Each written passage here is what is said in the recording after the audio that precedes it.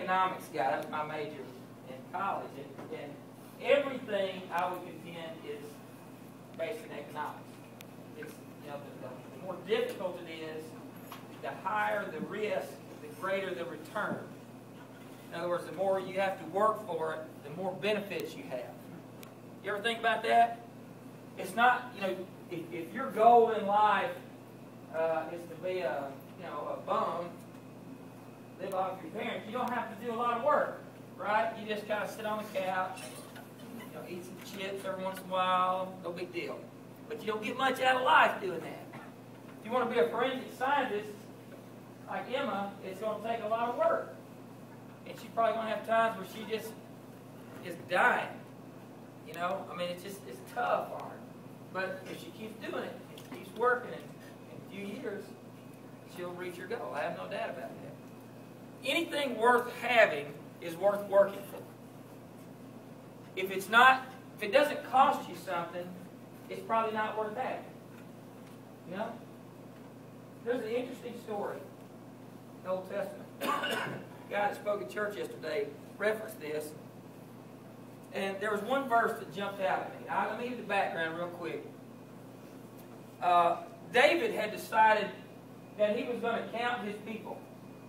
And I never really quite understood all this, but the idea is he wanted to see how many soldiers he had, you know, to see how tough his army was. And God says, no, I don't want you to do that because you're leaning more on your own abilities. You know, it doesn't matter how many you got. I'm with you. He couldn't help it. Had to know. Put out a census. This made God mad because it was disobedient to him. So God says, okay, David, you shouldn't have done that. You're going to be punished. And long story, gives you some choices. Anyway, there was this angel that God sent down, and he killed 70,000 Israelites. 70,000.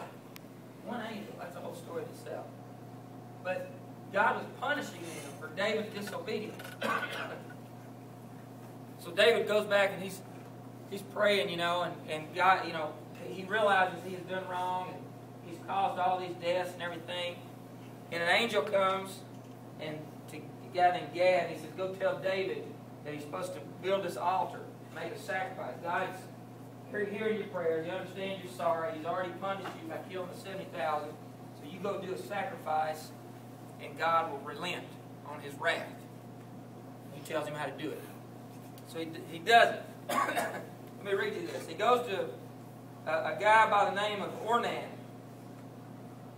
This is in 1 Chronicles 21, starting in verse 22. Then David said to Ornan, he goes to this guy and he's going to buy this,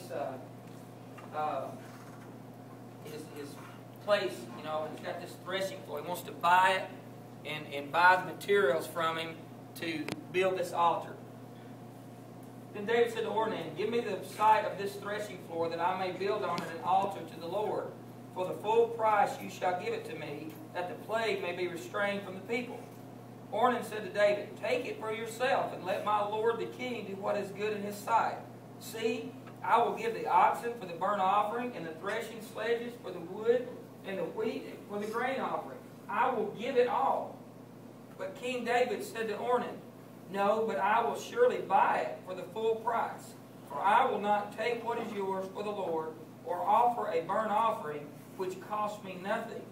So David gave Ornan 600 shekels of gold by weight for the site.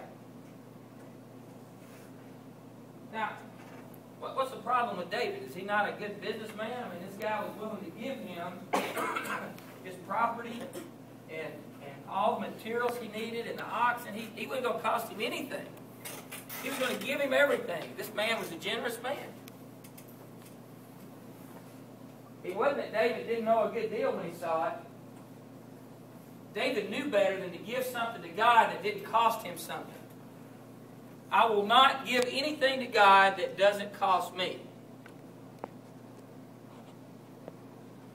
Because David understood that it costs something to follow God. It costs us something.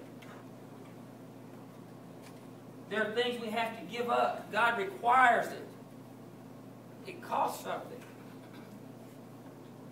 Jesus says it like this in Luke 14, starting in verse 25. Now large crowds were going along with him, and he turned and said to them, if anyone comes to me and does not hate his own father and mother, and wife and children and brothers and sisters, yes, even his own life, he cannot be my disciple. Whoever does not carry his own cross and come after me cannot be my disciple.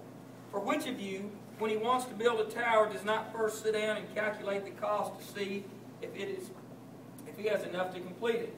Otherwise, he has laid a foundation and is not able to finish. All who observe it begin to ridicule him, saying, this man began to build and was not able to finish. Or what king, when he sets out to meet another king in battle, will not first sit down and consider whether he is strong enough with 10,000 men to encounter the one coming against him with 20,000? Or else while the other is still far away, he send a delegation and ask the terms for peace. So then none of you can be my disciple who does not give up all his own possessions. Therefore salt is good, but even if salt has become tasteless, with what will it be seasoned? It is useless either for the soil or for the manure pile. It is thrown out. He who has ears, let him hear.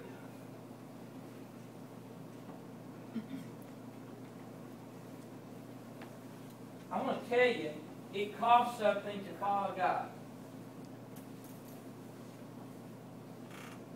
If it's not costing you something right now,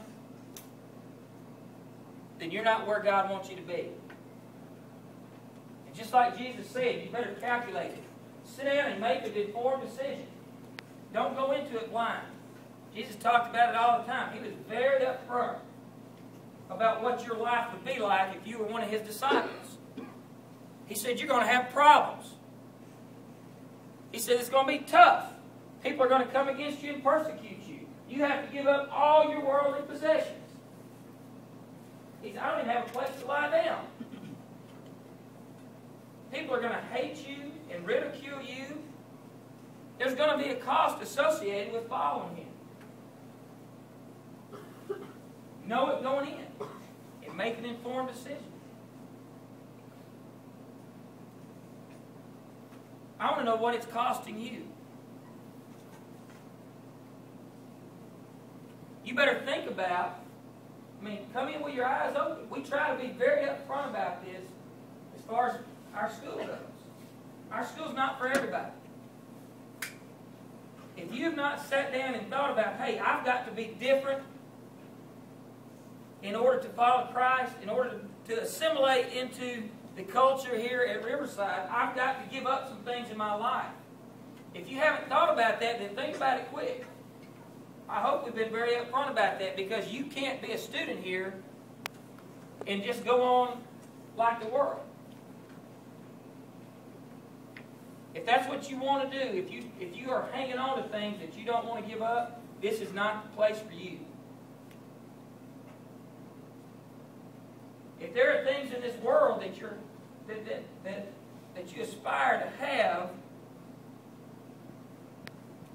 and Jesus says, that's in conflict with me. Certain things don't jive with a Christian walk. You either give them up, or you can hang on to them if you want to, but you can't have any part in me. I think Mr. Radman does a great job on Wednesdays when he talks to us about the things that we have to give up. Our speech, for example. And if you don't sound any different than students that go to another school, you got a decision to make. You either give that up, or you need to go assimilate somewhere else that's more in line with what your goals are. Because it's a conflict here. It's a conflict. It is not consistent with the things of Christ. Being a Christian costs you something.